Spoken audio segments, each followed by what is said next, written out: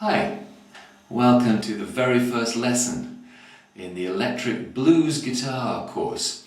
Hopefully you've got your electric guitar on your lap and plugged into some kind of an amplifier.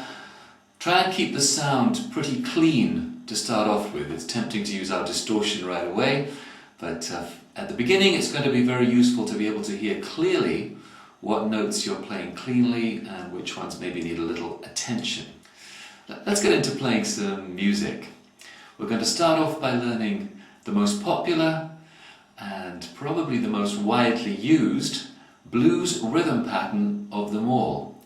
We call it the boogie pattern, and we're going to start off by playing it, well, in the key of A. What that means will become much clearer later in the course. For now, it doesn't matter.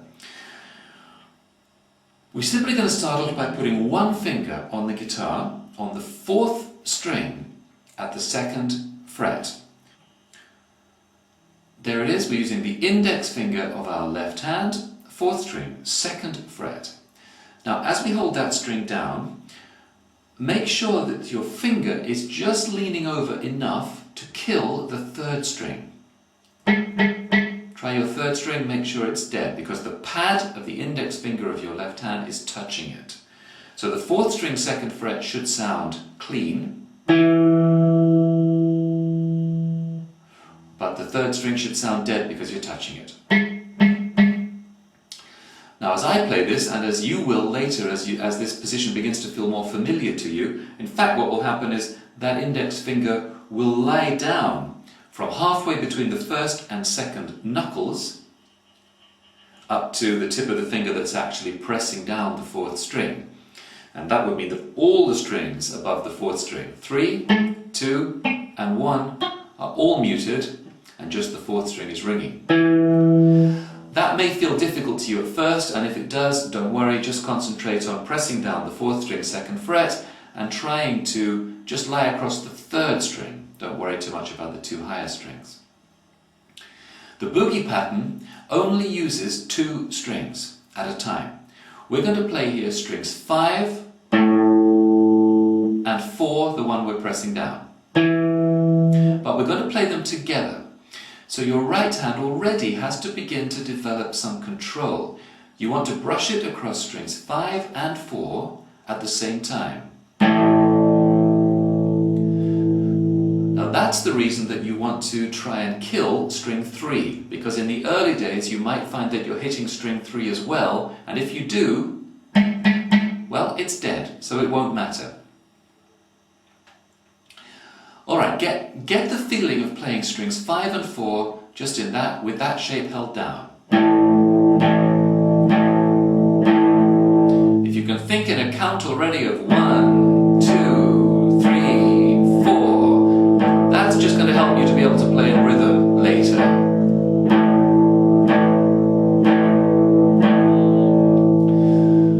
Now to help with the control of my right hand, I'm doing something that most guitarists would do, although not all.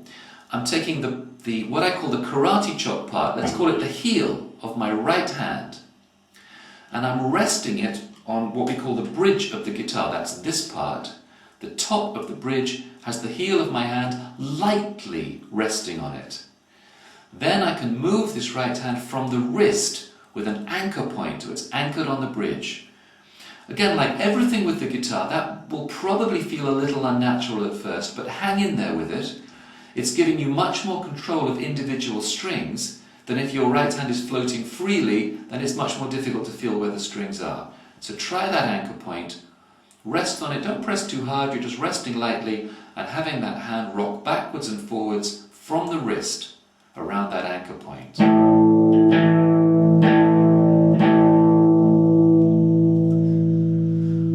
Now, to play the boogie pattern, we're going to add one more left-hand shape. Keeping the first finger where it is, take the ring finger, this one, of your left hand, and we're going to put that down on the 4th string at the 4th fret. You should have 4th string 2nd fret and 4th string 4th fret now held down. If your fingers don't want to stretch out that far, it almost certainly means that your left hand is coming in from too shallow an angle, like this.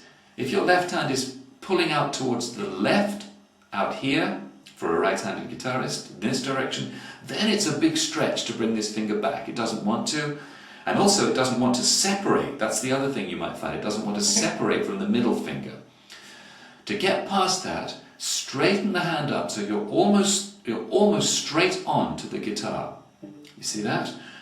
And then make a conscious effort to just ease the other fingers apart. Yeah, and then you're looking to get to the point where this finger can just drop down onto that string.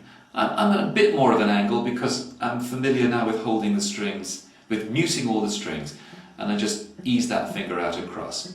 But don't worry if that finger doesn't want to separate immediately. Keep practicing it. If you feel any tension come into your left hand, let it go, and you'll be surprised. That finger that you feel right now it can't get there, it will get there. Others of you will find that you can get there straight away with no problem. If you can, try playing just that note on its own a few times.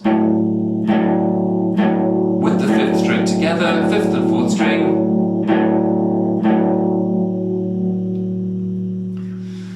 Now we're going to get into the boogie pattern proper. We're going to alternate those two positions.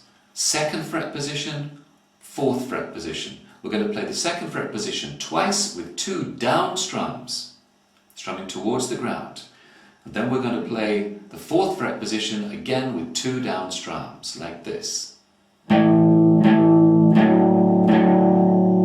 and keep the rhythm. 1 and 2 and 3 and 4 and practice that until that's feeling very familiar to you. Once you're able to do that with a reasonable amount of control, try this different rhythm, a very, very common blues rhythm that we are going to be playing in a lot, the swung rhythm, where instead of going straight like a ticking clock, tick, tock, we bring the second note of the pair a little closer to its following note, like this. 1 and 2 and 3 and 4 and 1 and 2 and 3 and 4 and... If you've listened to a lot of the blues, you'll already be recognizing that as a very typical blues rhythm pattern. Alright, now have your tab called Rock Me Simple, it says at the top of the tab. Have that in front of you, and we are going to play through Rock Me Simple with a jam track. Before we do that, I just need to show you the two other chord positions we're going to use. Can you see on your tab that the first chord you see is A? The position we've been playing is the boogie pattern on the chord of A.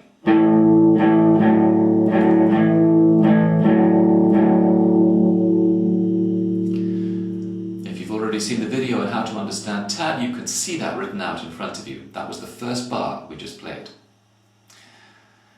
Later on, we get to a bar of D, where you can see the chord note D written above, the chord name D written above the music, bar 9 of your tab. To play a D, simply move the first finger from the fourth string to the third string at the second fret. Everything else is the same. Our right hand will now play strings 4 and 3.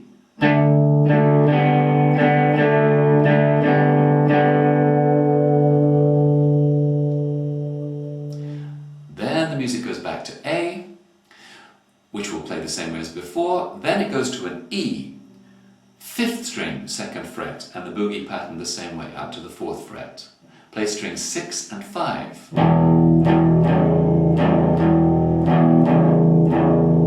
And you can see that the last 4 bars change chords quite frequently, from E, 2 and 3 and 4 and to D, back to A, and to E. So those last 4 bars of Rock Me Simple are good practice for your chord changes. Don't expect to be able to change chord shapes instantly, straight away, if you know what I mean. You know, those quick chord changes from E to D, say.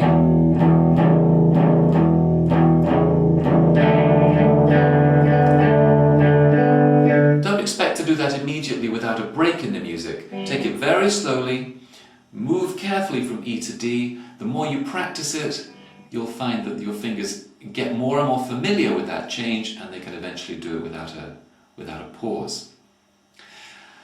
So initially, because of those breaks between chords, you'll need to practice this by yourself, but when you feel that you're getting pretty close, you can stick on the jam track, Rock Me, and try and play along with it.